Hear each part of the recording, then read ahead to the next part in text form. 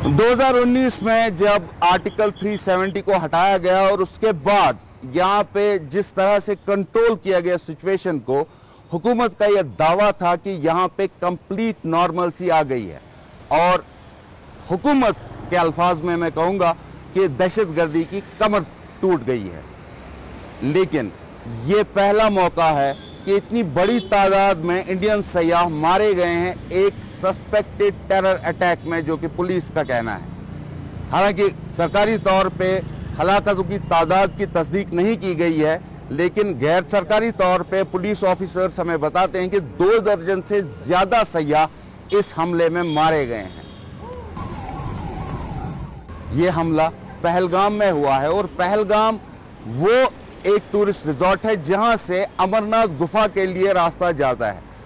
वही रास्ता जो है वो यात्री, लाखों यात्री जो हर साल आते हैं, वो वहीं से अमरनाथ गुफा के लिए जाते हैं और वहां पे दर्शन करते हैं।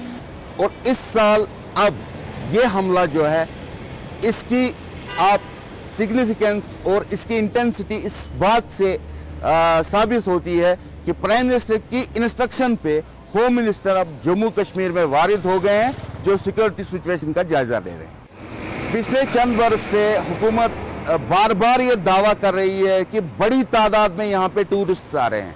हालांकि पार्लियामेंट में फिगर्स दिए गए, इंडियन पार्लियामेंट में, कि 2 करोड़ से ज़्यादा टूरिस्ट हर साल यहाँ आते हैं, जबकि जम्मू कश्मीर की कुल आबादी 1 करोड़ 25 लाख है 2011 के सेंसस के हिसाब से। लेकिन इस हमले के बाद अब ये कंसर्न है और ये तशवीश है लोगों में कि अब टूरिज्म का मुस्तकबिल क्या होगा।